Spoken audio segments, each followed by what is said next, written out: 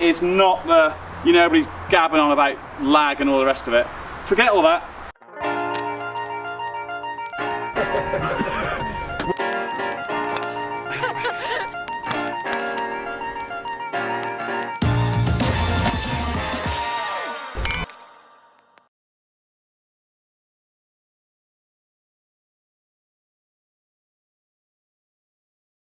So this is the 8-month birthday of the channel, which is pretty cool. I mean, I started out with a view to doing a few videos, so I thought it would be fun, and trying to kind of document my own golf over the last year, which made me play.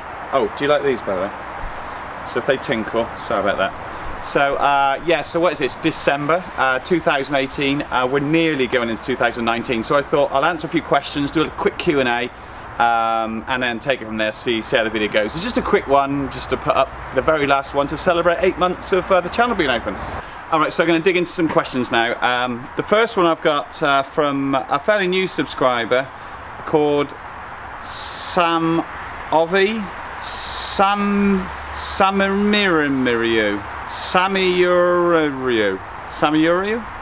Samir. Can we see it? I'll put it on the screen. Samurayu. Sam. So he wanted to know about the stinger shots and some tips and kind of how to do them. Well, they are tricky. And in modern day golf, they're even more tricky these days. It's lucky you're old. Lucky I'm old, but unlucky for you guys, you didn't live years ago. Because a 1-iron years ago was easy. 1 and 2 iron bladed Mizuno or something, TP original, TP9, something like that. They were very easy. There was very little weight at the bottom of the irons. I'll grab an iron just to... There was a very little weight at the bottom, and so they were very difficult to get off the ground. Now, most golf clubs of today, probably the golf clubs you're using, quite possibly, have extra weight at the bottom, and the way they're set up is actually to help you lift the ball off the ground, which makes the stinger shot more and more difficult, especially if you're using something like this, or hybrid, or any of that kind of thing. But you can still do it. You can still do it, and I'll show you a couple of tips on how you can. It's not always the shot I would advise. It's okay if you're trying to get out of trouble, you're going underneath things, but when you've got a hard breeze, you know, into the wind, it's a shot we so very rarely use. Why bring it out on that hole? Because that is just the time where you do actually just want a nice flighted straight drive or a 3-wood, instead of trying to produce some kind of miracle Mickelson stinger 1-iron. But anyway, if you absolutely definitely want to do it, this is a couple of tips. I'll make it easy, so I'm going to go for I'll take this 3-iron because this was the more difficult out of all of them, because this thing just climbs and climbs because of the way it's set up, which is nice generally. So a few things and a few mistakes. One mistake is what everybody does, is get it right on the back of their stance. They get their weight forward, they get their hands forward, and then they hit it as hard as they possibly can. Now what that is going to do, if you get your hands forward and your weight forward and everything forward, is you're going to get a steep angle of attack, and it's going to put if you get a good strike, you're lucky, but it's going to put maximum spin on the ball, which is going to send it straight up in the air or severely offline. What we're actually trying to do is put as little spin on the ball as possible. And I don't mind it going back in your stance a little bit. That's fine, you know, because it does help you get hands forward a little bit. But the key importance here is not the, you know, everybody's gabbing on about lag and all the rest of it. Forget all that. We don't want to get your hands in front of the ball like this, because all that's going to do is a late release and make it spin like crazy. Do that with your wedges if you want to do it anyway. So with this shot, we're almost going to feel like, instead of holding loft off of it, we're going to try and extend around this area, because we're going to try and sweep the ball as much as possible. And so we're going to set ourselves up. We can be slightly ahead of it, but don't hit down steep into it. Worst shot ever. Grip down the shaft, so we're going to go up the shaft a fair bit, so we've got more control over the club head. And we're actually not going to try and hit it that hard, because the less we hit it, the more chance we've got of putting less spin on it. So we're going to keep our hands forward. We're going to punch our shot. We're going to hold it, restrict it off here, which is going to help us a bit. And we're just going to hold it off nice. And it's that sort of shot. My biggest advice, I would say, is to just hit a 3-wood instead of an iron, and just like almost hit it like a chip shot. So even if you've got a pretty bad, you know, I mean, as long as the lie's okay, if you're off the tee, then it's fine. You've got control over the lie. But if the lie's okay, just grip down the club and just swing it really, really smoothly. We can hold our hands in front of the club face just a little bit, but making sure again not to hit steep down onto it. We want to sweep the shot. And as we sweep it, we're going to try and hold our hands just ahead of the club face, or at least the same as, and turn with the body. Very, very important. Same with the thing.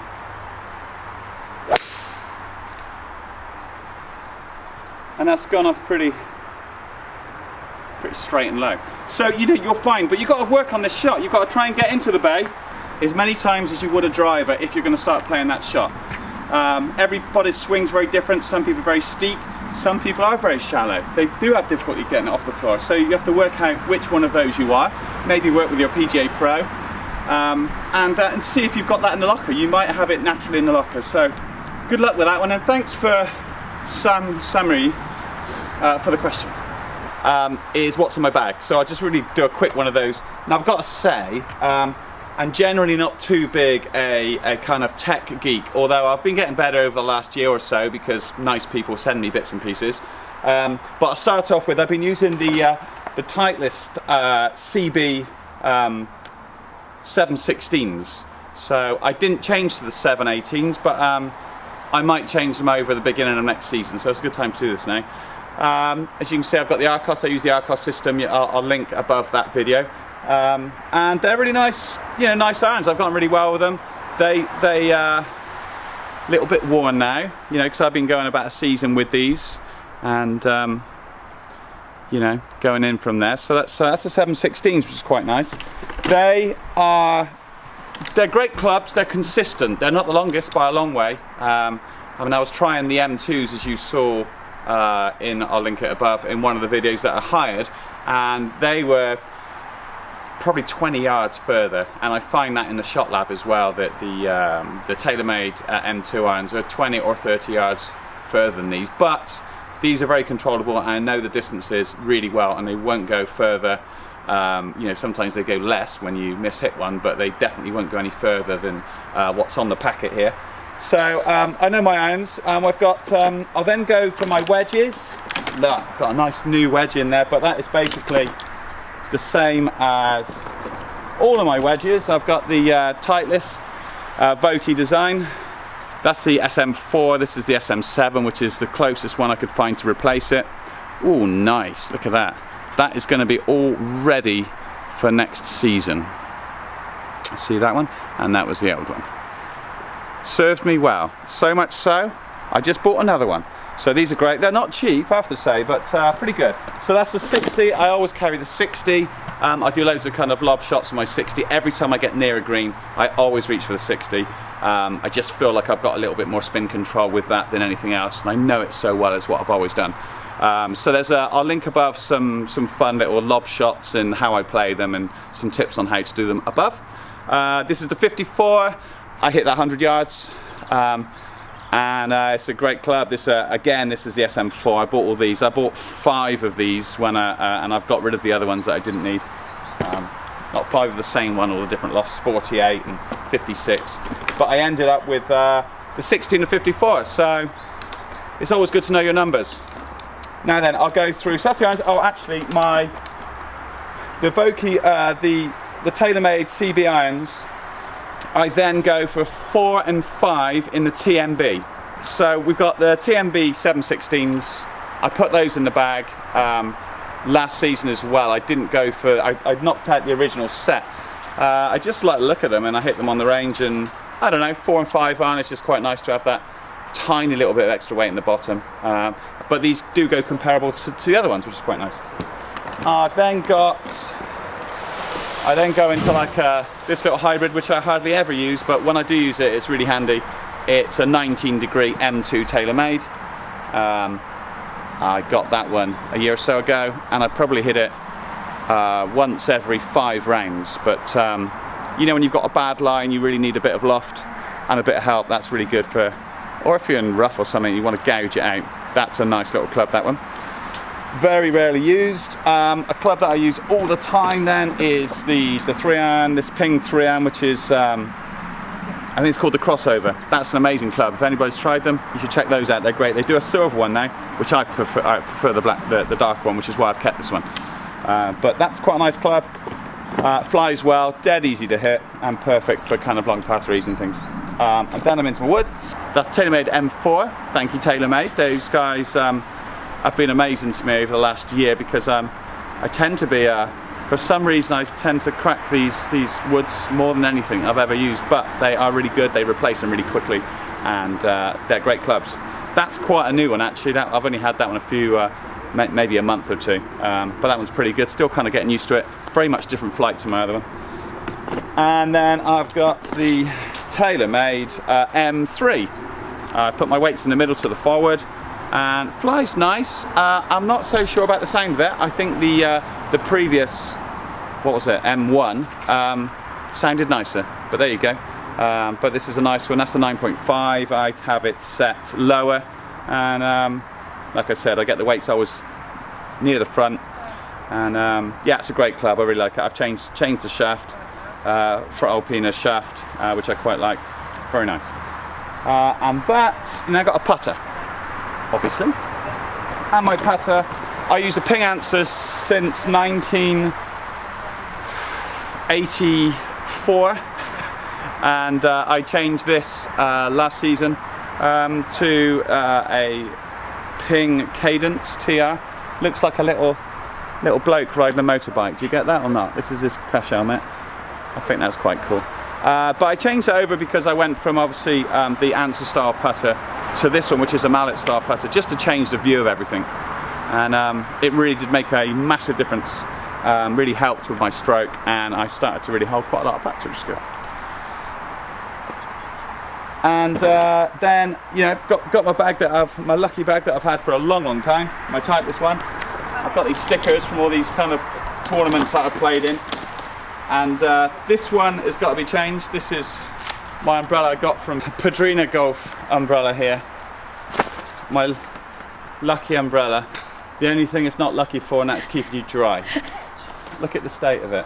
So I think I might need a new one. But I got that one. It was I went out to hang out with the guys at Padrina, and I thought it was sentimental. I thought I'd better keep this, but look at the state of it.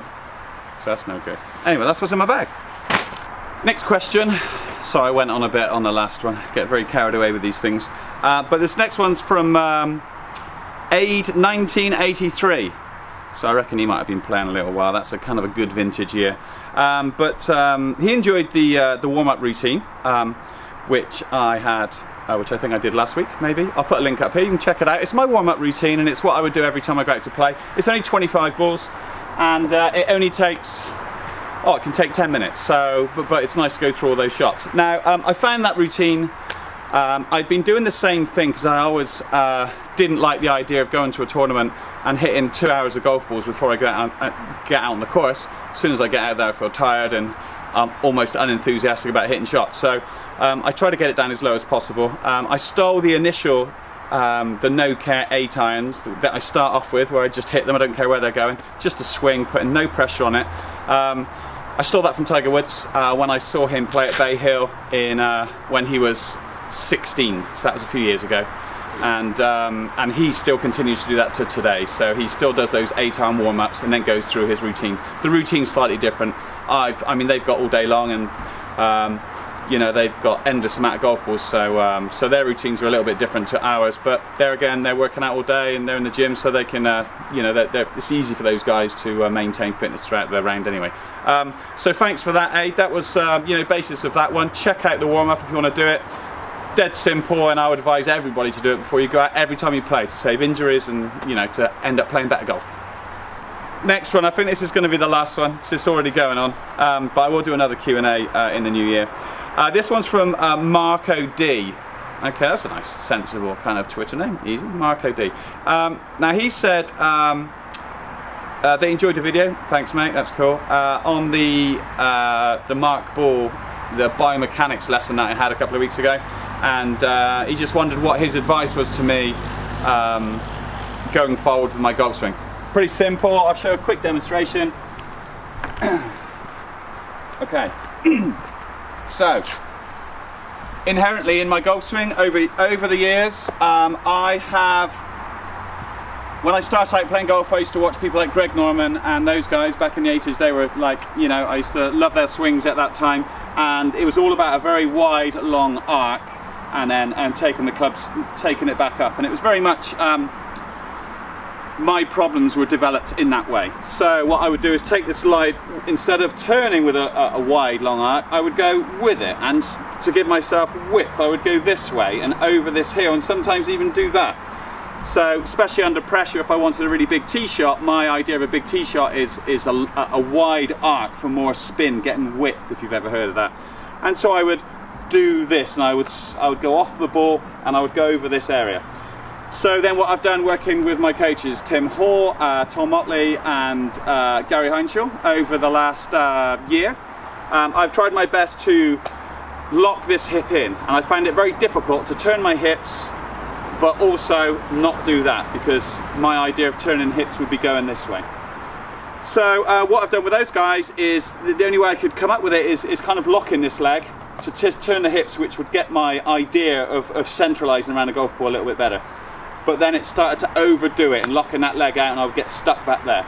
So Mark was saying to try and fix that turn, and for me the way it feels is almost just to lock that hip in place and lock that leg in place, and that was my idea. He also towed this one out a little bit, so I had a bit more movement.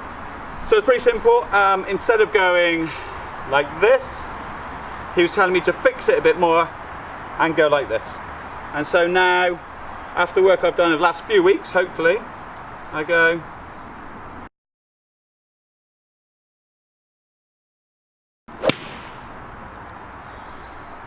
and that produced a much better ball flight for me, a completely different ball flight.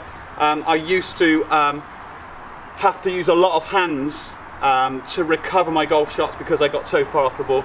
Now it feels a lot more fixed. I won't go into too much more detail, but basically that was it. I know it's quite an easy fix for me. It's not always the case, but sometimes if you get into your golf pro, he could give you tips that you can implement immediately, because you know the feeling.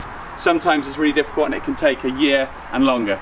But in my instance, I was quite lucky and I fixed that one. But I'll be getting back down to see Mark pretty soon, and we'll do a follow-up video on this lesson, see how I've gone from then to there. So thanks for the question, Marco D, and keep watching. I hope you're enjoying the content, and see you in the new year.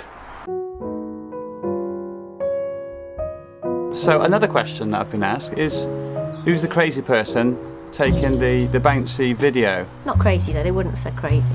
They didn't say that at all, really. No, you just said that. Yeah. So this is Maddie Jones. She is my partner in crime. Not always crime. However, we tour around, and you've been caddying for me and stuff, haven't you, over the last year? Yeah. That had its moment. Maddie Caddy. Maddie Caddy, yeah. So so we went around all last year. Was it last year or the year before? Both a little bit, I think. A little bit, yeah. She was quite good, really. You know. Thanks. You didn't say that always, did you? Sometimes you didn't. No. So if you played with me over the last year, and Maddie was caddying, put in a comment below how good or bad you thought she was. Excellent. I'll also say excellent. You can be honest. Definitely. But you've always played, like, watched golf, and your dad plays golf, right? I have, which is lucky for you, because it could be tricky otherwise, couldn't it? Yeah, I think I'm lucky. This is the, you know, behind every average golfer there's a great woman, apparently. Yeah. But you are, like, her dad plays golf as well. Yeah, I grew up with it. Yeah. I've got fond memories. I mean, I've never been very good, but certainly I'm used to it. My dad's always done it with his mates, and I enjoyed watching tournaments when I was younger. Yeah, she used to watch the Masters and stuff, and she was like ickle girl. I like to go. I stream. Still like to go. Yeah, we'll go to Augusta next year. We'll do that. Anybody watching, if any, you know. Yeah, I kind of always thought that I might play in it, but I think that's pretty. I can bolster your ego to a certain degree, but that's probably pushing it. Yeah. So I think I'm just about. Yeah. Not going to do that anymore. No, Unless I have a run in the mid-amateur or something. Yeah. Never know. They get in, don't they? So you're into golf, so you've done that, and your dad plays golf, and I'll put a link up there to a golf thing that we did at Brampton Golf Club. That was fun. He's been playing forever, hasn't he? Yes, yeah. progressively stayed pretty much the same. I was going to say, I don't think there's been much progression in skill, but it's the enjoyment is the important thing. I'd say possibly the same with me as well. It's quite fun going out. But yeah, she gets quite good at things, and then has lots of potential, and then gets slightly distracted and does something else. Yeah, that's true. I know, but I mean, we're different personality types. I just like to be have a dabble at everything, whereas you like to be a master at one or two things. That's true to say, isn't it? Yeah, I think it's more enjoyable if you like I like to play piano, clarinet, guitar, make soap, do paintings, do things with my kids. Can you I see could what probably I'm get up dealing to with? about See what I'm 20 dealing things with? and do some golf and tennis and rollerbooting and yoga. Anyway, but you just like to do guitar and golf. Yeah, I do. Yeah, I suppose I do. I like playing other things, but all the time, almost. yes, I know. Well, this is the other thing I was going to go on to. What's it like being a golfing widow? Oh yeah, well. Because I would say it's really good fun because I'm out of the way, I'm not under your feet. This is important because I had hoped for more. It's actually a bit of an anticlimax. because when we met, I like to disappoint I those people. thought, yes, I can do my yoga and my soap making and my baking, and he'll go out and do his golf, and it will be fine. But actually, you're too needy for me to ever be a golf widow because you're like, you have to have me there. So, and you quite like me to come along to things, don't you? It's a lonely game, isn't it? Lonely sport, isn't it? But as soon as I hit bad form, she disappears quite quickly. No, that's not true. Very little support infrastructure. So it's actually, do you know what? It's quite hard to manage the expectation of everything, I find. Like when we went to, what was the tournament? Berkhamsted, and you were doing quite well, and then you had about 13 4-foot putts. I couldn't bear to watch. It was actually starting to make me feel sick. It was, wasn't it? I couldn't bear it. There is another My sort of golf angle makes to it feel this. sick. I like it. It's quite hard, No, I want you to do well. I do, but it's quite hard because, I mean that was unbearable. I thought, oh God. No, so I like it. yeah, it's been a good year, and also we enjoy videoing, don't we? We enjoy the videoing process. That's good fun. Hopefully you enjoy some of the banter. Put below if you don't want to see any more of Maddie. I'll understand. That would help. I No won't end. be offended. But yeah, we've got another channel as well. We've got another vlog channel. I think it's under my name. It's probably... I don't think they're going to want to watch us tasting biscuits and stuff. No, that's all about tasting wouldn't biscuits and stuff, and various trips around the world. But yeah, so the golf channel is pretty good fun. No, I enjoy doing it. Yeah, It's all right. I like it. Yeah, it's a nice little side project to have along with the other things. It's good. It's good for you. It's good, motivational because you wake up and you think, oh, what shall I talk about or what? I don't know. It gives another angle to things. It is good because you get all these things in your brain. I would recommend it to anybody actually. Yeah, I was going to say that. If you think you're going to get subscribers and followers or not, even just for yourself, it's like writing a diary. It starts to make me think. Like I've started to do it. I don't think I'm necessarily that many people are going to want to watch it, unlike you. Well, I think they will. But I think it's a good thing. Makes you a bit more self-aware. It doesn't matter if you're good at anything. It's just your perspective on things. I mean, luckily I've played golf all my life, so I feel like I've got some things to say and to help people who are starting to play golf, or maybe that have also played golf. I mean, I go through all the same problems that everybody else does, but because I've done it for so long, I've got a head start on kind of fixing them, if you like. And that was one of my reasons for doing it, because I'm enjoying it. So many people are out there enjoying golf and playing golf all around the world, and we all share the same massive interest. And I drag her along as well. Well, we've got 4 kids together as well, so I see the benefit for them because one of them might be a good golfer, maybe none of them will, all of them will, but they're all benefiting from just having a sort of ethos of how you can conduct yourself, how work ethic, how you need to practice at something, how you need to be polite, all of it. So I see it as perfect as well. So I think the next step is if you've got a partner that plays golf or not, who wants to play golf, send me a message and we'll have a game. We'll arrange it up. Oh yeah, we'll do a little that'd vlog. be nice. It'd be good fun, wouldn't it? Yeah, I'd like that. Good idea. Yeah, so especially if she's really controversial and she likes arguing and things, that'd be even better. Anything for some We get fun on really content. well. Yeah. But okay, well that was mad. I hope you enjoyed that little bit, and we'll see you in the new year. Thanks for subscribing for me, or just watching it.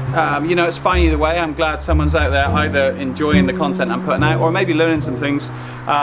It's quite a long road, you know, making these videos. It's great fun for me, but it's always nice to have feedback from you guys. So if you've ever got any questions, just post them down below, or put them on Twitter. My Twitter is sjcartersmith, and that's kind of like a golf channel that I've got on Twitter. It's quite a nice community of lovely people. So any questions, I'll address them. Don't matter how stupid they are. And I'm looking forward to next year. I've got lots of interesting content, some club reviews and some bits and pieces to continue from here on with. So see you all in the new year, have a great time. Make sure you get out and keep playing golf, and let's try and work off these mince pies. Cheers guys. Come on a little bit closer to me. You see that? Yeah? Don't look at that. Why? Because you've got to look at the lens. Oh. I like looking at that. Look at that. Yours jangle, mine don't. I like mine. Yours match your cap colour.